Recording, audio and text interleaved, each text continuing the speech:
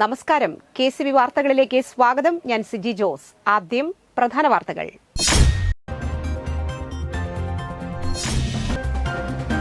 മാന്നാമംഗലത്ത് വന്യജീവി സാന്നിധ്യം, സർവകക്ഷി യോഗം ചേർന്നു.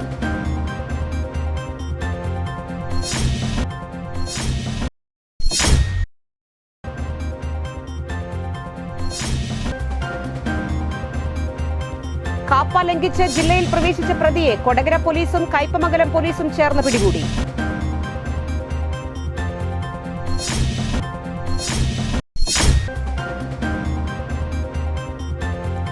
യുവതിയെ അസഭ്യം പറയുകയും ശാരീരികമായി ഉപദ്രവിക്കുകയും ചെയ്ത കേസിലെ പ്രതിയെ കൊരട്ടി പോലീസ് അറസ്റ്റ് ചെയ്തു.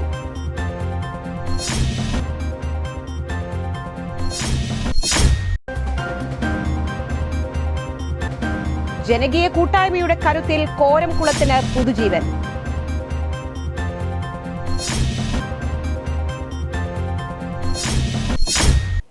വാർത്തകൾ വിശദമായി. മാന്നാമംഗലത്ത് വന്യജീവി സാന്നിധ്യം, സർവകക്ഷി യോഗം ചേർന്നു. വ്യാജ വിവരങ്ങൾ പങ്കുവയ്ക്കരുതെന്നും സോഷ്യൽ മീഡിയ ഫലപ്രദമായി ഉപയോഗിക്കണമെന്നും മന്ത്രി രാജൻ.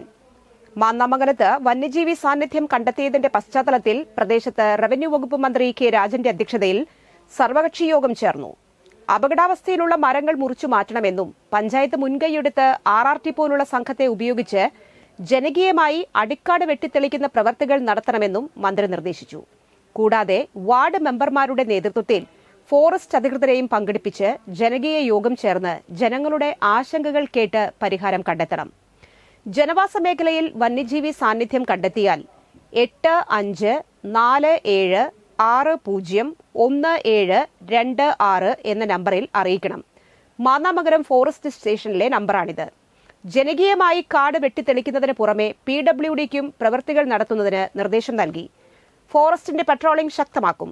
പോലീസിന്റെ സഹായവും ലഭ്യമാക്കും. കൂടാതെ ഇരുട്ടുള്ള ഇടങ്ങളിൽ വെളിച്ചം ലഭ്യമാക്കാനുള്ള നടപടികളും സ്വീകരിക്കാൻ യോഗം നിർദ്ദേശിച്ചു. കൂടുതൽ ക്യാമറകൾ സ്ഥാപിക്കുന്നതിന് പണം ആവശ്യമെങ്കിൽ MLA ഫണ്ടിൽ നിന്നും ലഭ്യമാക്കും.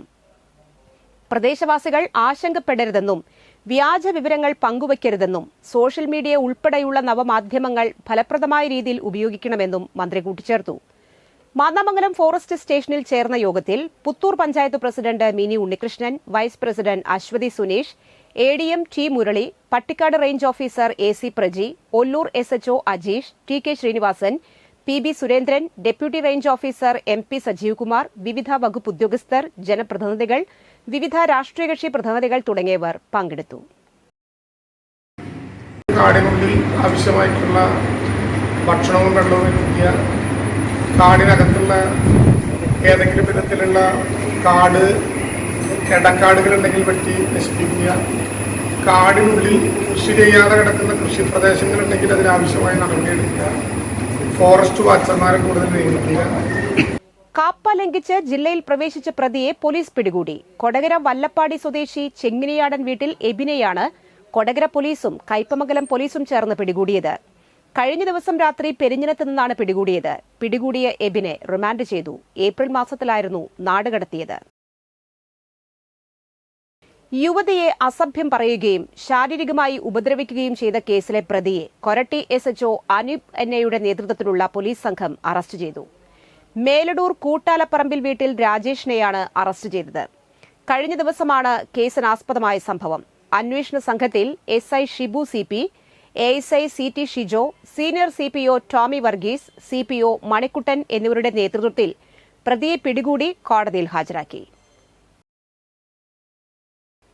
ജനകീയ കൂട്ടായ്മയുടെ കരുത്തിൽ കോരംകുളത്തിന് പുതുജീവൻ. നാട്ടുകാർ ഒരുമ്പിട്ടിറങ്ങിയതോടെ പതിറ്റാണ്ടുകളായി കാടുപിടിച്ച് പായൽ മൂടി ഉപയോഗശൂന്യമായി കിടന്നിരുന്ന കോരംകുളം ജലസമൃദ്ധമായ നീന്തൽക്കുളമായി മാറി. ആളൂർ പഞ്ചായത്ത് 13-ാം വാർഡ് കൊമ്പൊടിഞ്ഞ മാക്കലിൽ 1/2 ഏക്കറിലധികം വിസ്തൃതിയുള്ള കുളമാണ് നാട്ടുകാർ ഒന്നിച്ചിറങ്ങി നവീകരിച്ചത്. 50ഓളം ചെറുപ്പക്കാർ ദിവസങ്ങളോളം ശ്രമദാനം നടത്തിയാണ് കുളത്തിലേക്ക് നീണ്ടു പടർന്നു കിടന്ന കാടുകൾ വെട്ടിനീക്കിയതും കുളം നിറഞ്ഞുകിടന്ന പായൽ നീക്കം ചെയ്തതും. യന്ത്രസഹായത്തോടെ അടിഞ്ഞുകൂടിയ ചെളിയും നീക്കം ചെയ്തു.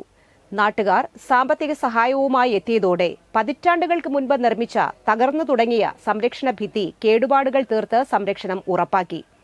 2 ലക്ഷത്തോളം രൂപ പുനരുദ്ധാരണ പ്രവർത്തനങ്ങൾക്കായി രൂപീകരിച്ച കോരംകുളം സംരക്ഷണ സമിതി ജനങ്ങളിൽ നിന്നും സമാഹരിച്ചു. Ward member Mini Poly, Joby Varghese, P Peter, PL James, PT Joby, Joby Antony എന്നിവർ നേതൃത്വം നൽകി. നീന്തൽ പരിശീലനത്തിന് പുറമെ സമീപ പ്രദേശങ്ങളിലെ നൂറുകണക്കിന് കിണറുകളിലെ ജലസമൃദ്ധിക്കും കുളം സഹായകരമാകും. ആളൂർ ഗ്രാമപഞ്ചായത്ത് പ്രസിഡന്റ് KR ജോജോ നവീകരിച്ച കുളത്തിന്റെ സമർപ്പണം നടത്തി.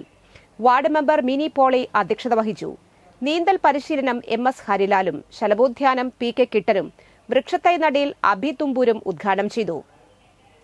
ഗ്രാമപഞ്ചായത്ത് vice president Rathi Suresh, standing committee ചെയർമാൻമാരായ അഡ്വക്കേറ്റ് MS വിനയൻ, ഷൈനി തിലകൻ, അംഗം രേഖ സന്തോഷ്, ബ്ലോക്ക് പഞ്ചായത്ത് അംഗം Jumaila Sageer, Babu P Thomas, PP Peter, Joby Varghese, PP Ouseppunni master എന്നിവർ സംസാരിച്ചു.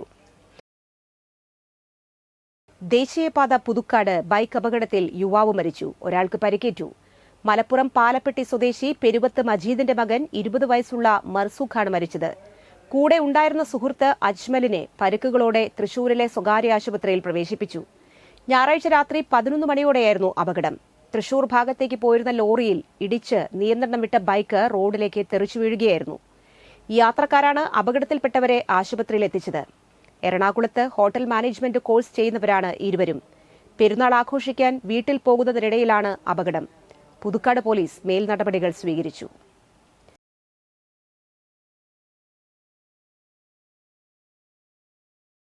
മണലിപ്പുഴയിൽ നീർനായക്കൂട്ടത്തെ കണ്ടത് ആശങ്കയ്ക്കിടയാക്കുന്നു. മണലി മടവാക്കര റോഡിനോട് ചേർന്നുള്ള പുഴയിലാണ് നീർനായകളെ കണ്ടത്.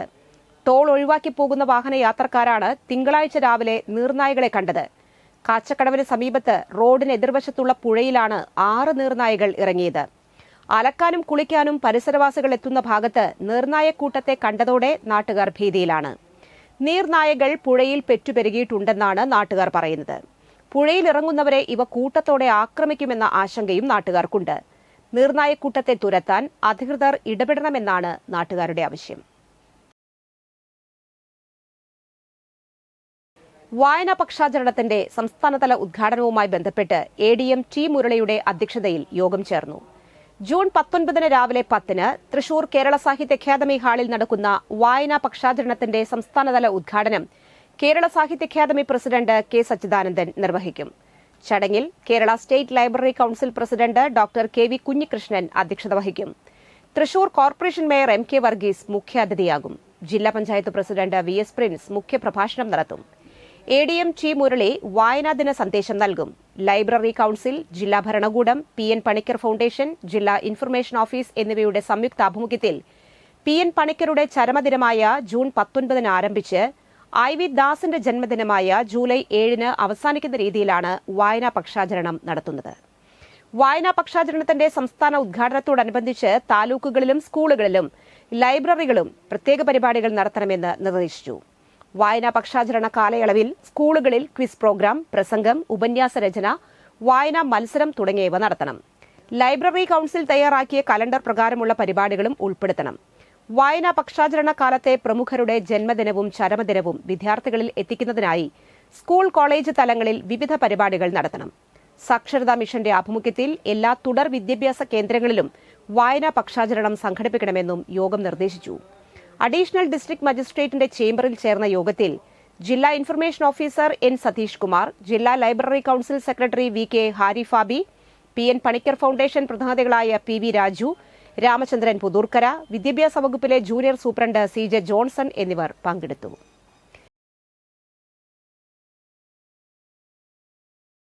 ഇന്നത്തെ സ്വർണ്ണവില.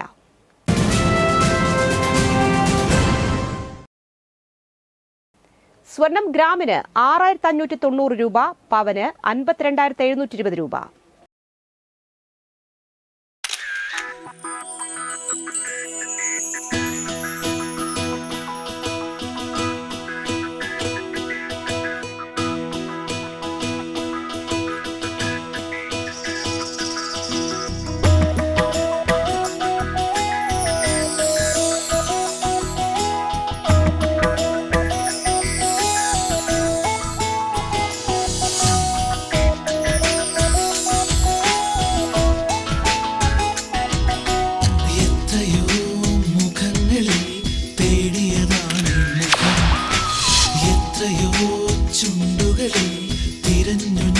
സ്വരം നിലാവിനെ വെല്ലും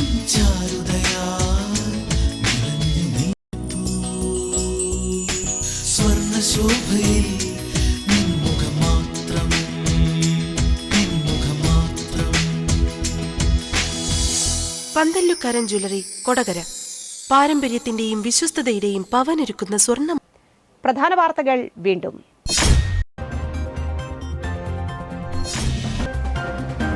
മാന്നാമംഗലത്ത് വന്യജീവി സാന്നിധ്യം, സർവകക്ഷി യോഗം ചേർന്നു.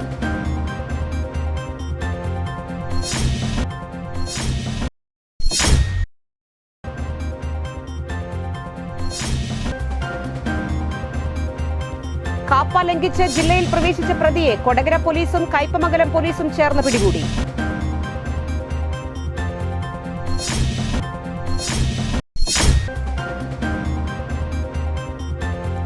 യുവതിയെ അസഭ്യം പറയുകയും ശാരീരികമായി ഉപദ്രവിക്കുകയും ചെയ്ത കേസിലെ പ്രതിയെ കൊരട്ടി പോലീസ് അറസ്റ്റ് ചെയ്തു.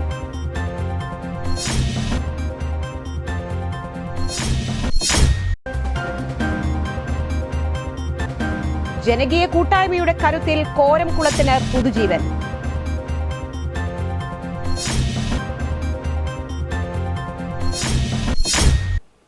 ഈ ബുള്ളറ്റിൻ സമാപിക്കുന്നു. നമസ്കാരം.